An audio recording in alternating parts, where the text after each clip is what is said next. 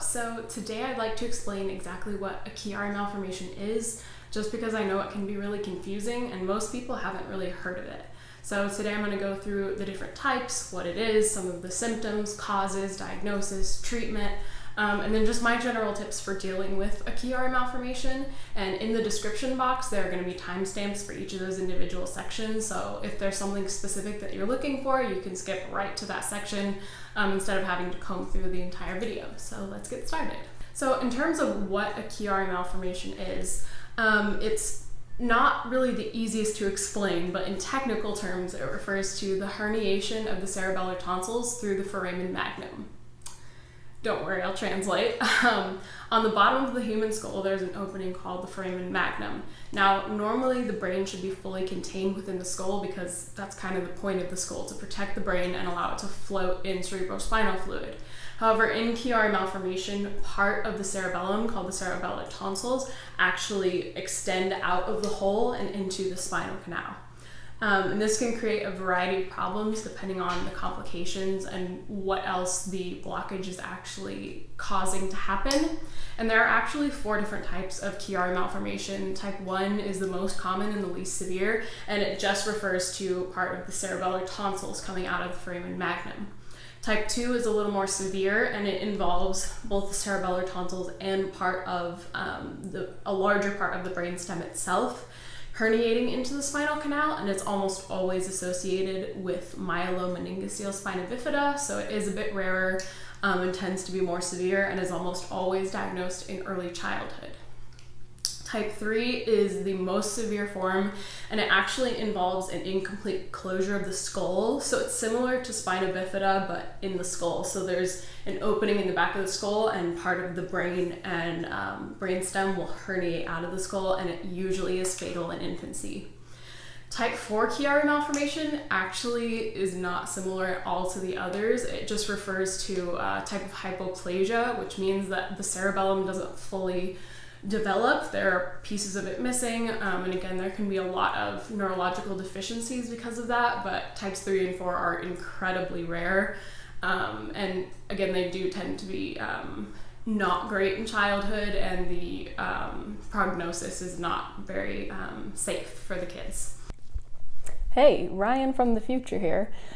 Somehow I forgot to mention Chiari 0 and Chiari 1.5. Don't know how I did that because I have 1.5, but anyway, normally the cerebellar tonsils should be about 3 millimeters above the foramen magnum. However, there is such thing as Chiari 0, where the tonsils aren't below the foramen magnum, but they may be less than 3 millimeters above.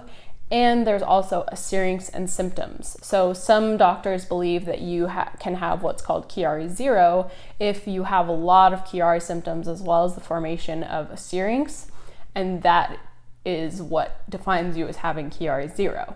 There's also another thing called Chiari 1.5. Again, it's another borderline nuance type thing that a lot of doctors are kind of back and forth on, but it's just an advanced form of Chiari 1, and that's what I have.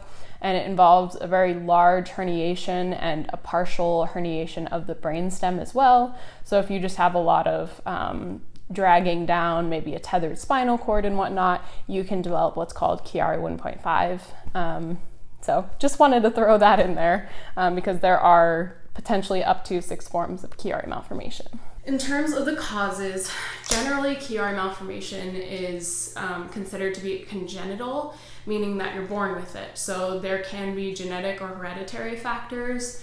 Often it does run in families, like my dad has a small Chiari malformation, or it's possible that some kind of nutritional deficiency took place during pregnancy. So the mom was lacking some kind of vitamin or nutritive factor that led to this poor development of the posterior fossa. That's essentially why the brain herniates, is because this section back here of the skull is too small and often very thin, And so as the brain develops, it's too large and starts to herniate out of the skull. There are also acquired forms of Chiari malformation, and most often they're caused by a cerebrospinal fluid leak lower in the spine.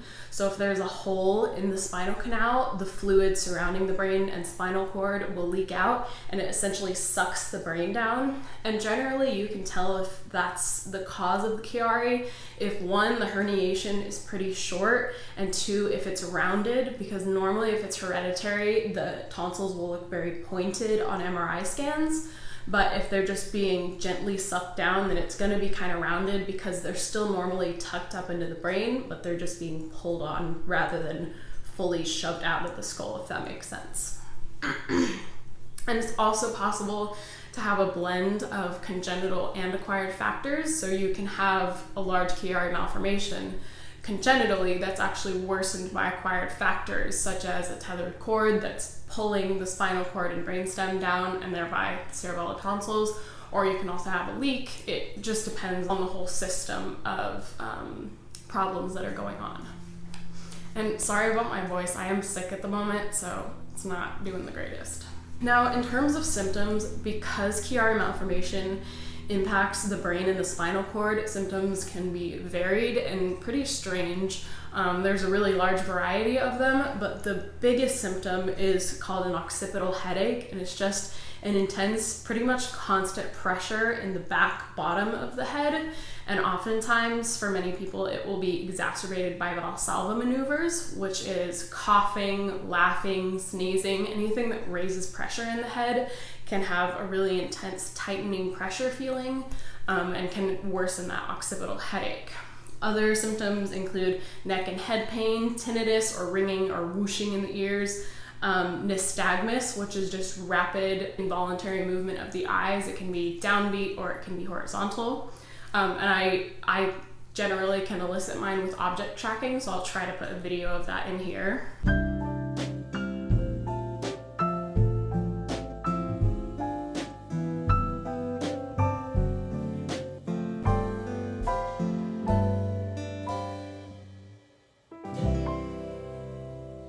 Other symptoms include a lack of a gag reflex, dizziness, weakness, numbness, tingling, scoliosis or kyphosis, which are just abnormal curvature of the spine, nausea, insomnia, fine motor coordination problems, and oftentimes symptoms can change. If you have some other factor, like many people, their symptoms are brought on or severely exacerbated by some kind of trauma.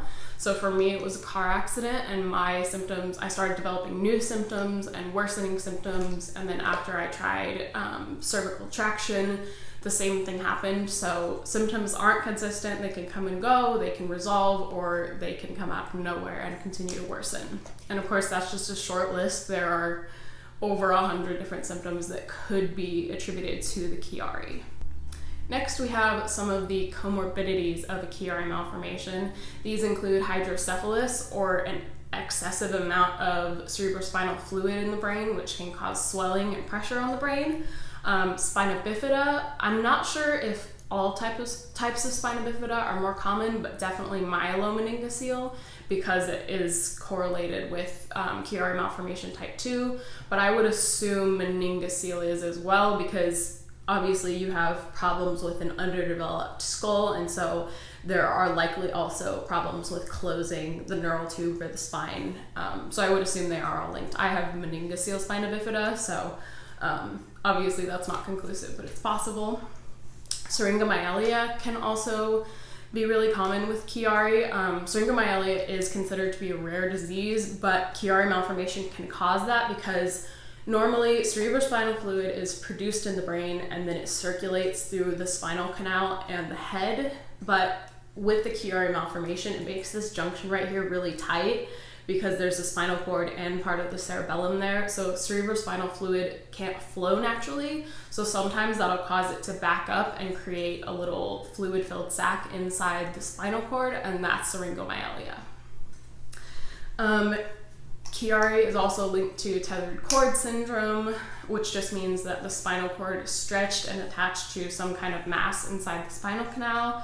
Scoliosis and kyphosis, they're technically their own conditions. and also connective tissue disorders. We don't really know that connective tissue disorders cause Chiari necessarily, but we do know that they're linked.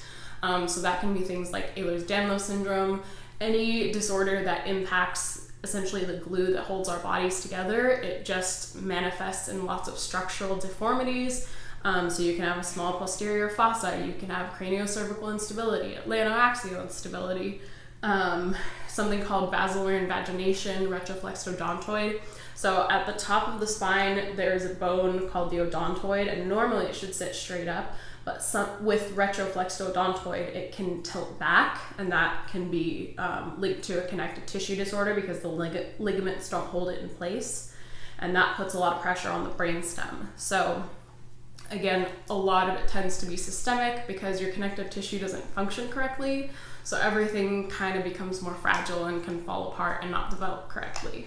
Next, we have diagnosis. The most common way to diagnose a Chiari malformation is magnetic resonance imaging, or MRI, and that's because you can see a variety of soft tissues in an MRI, and so it's easier to actually visualize the brain itself and the cerebellar tonsils herniating through that opening.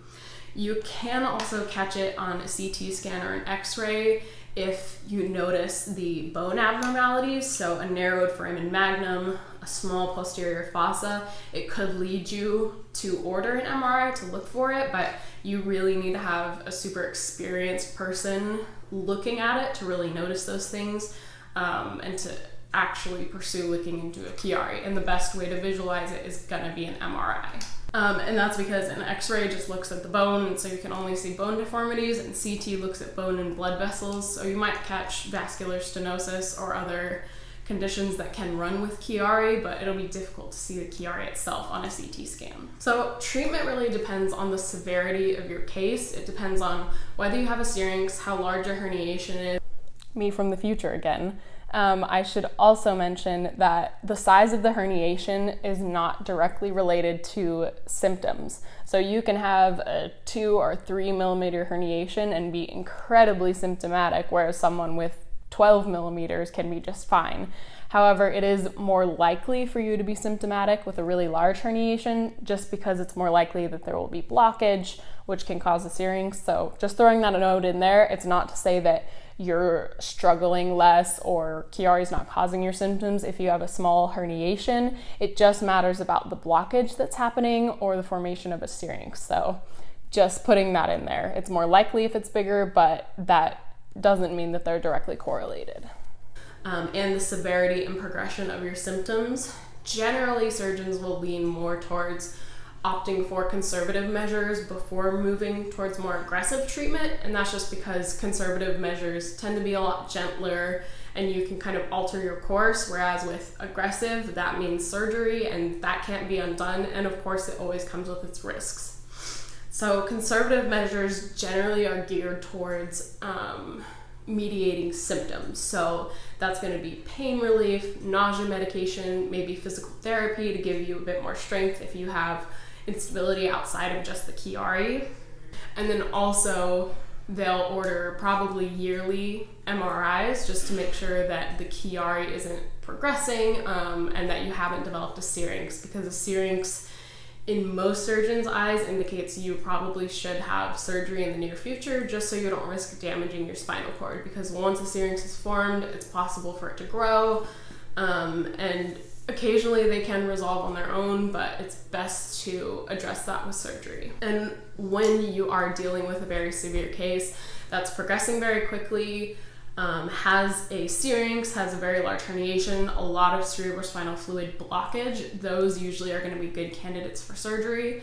And sometimes it'll be an emergent situation where they need to get in for surgery immediately because they're springing CSF leaks or having a lot of nerve damage. And so it really just depends on how your symptoms are progressing, how quickly and aggressively, and the size of your syrinx, and just a bunch of different factors. But generally you want to take your time in choosing the right path of treatment. So when it comes to the more aggressive treatment, usually that means what's called a posterior fossa decompression.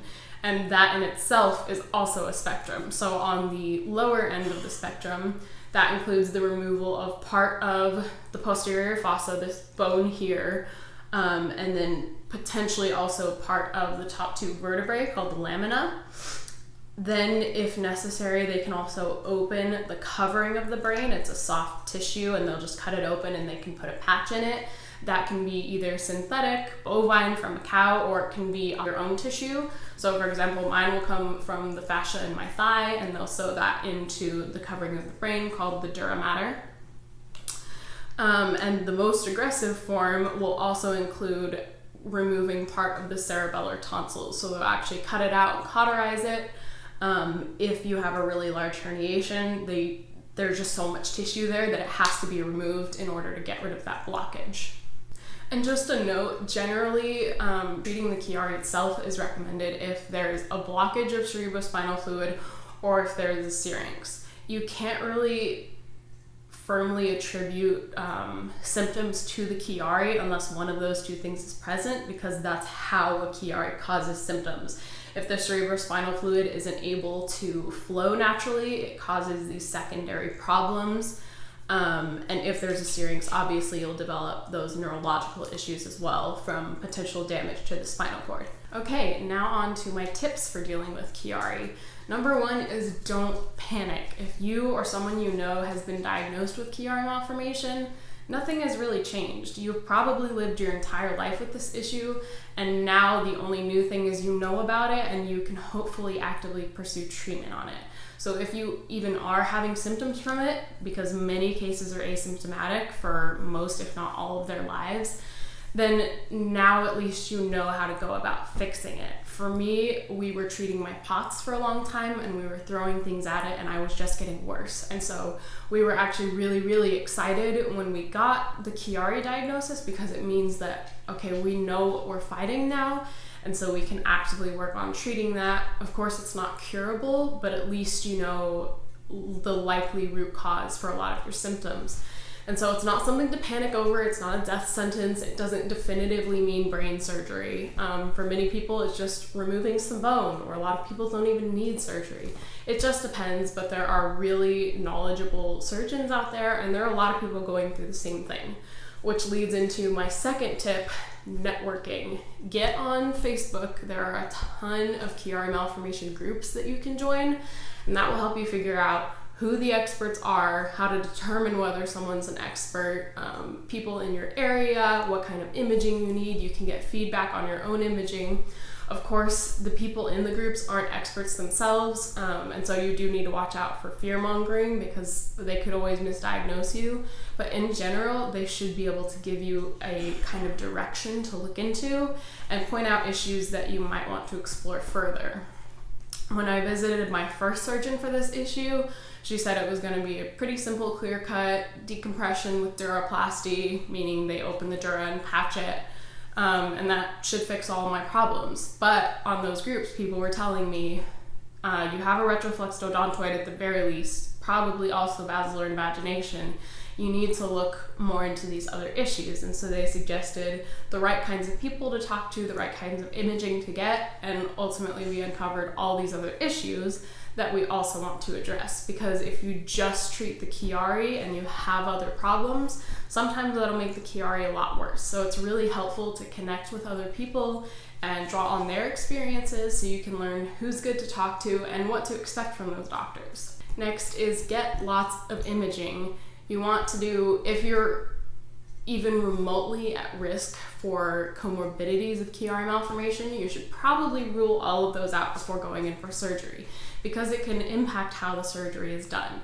So if you have ehlers-danlos syndrome or another connective tissue disorder, it'll impact your healing, potentially anesthesia, all sorts of factors in the surgery itself. And so you want to make sure your surgeon is knowledgeable about that and doing it right according to your needs.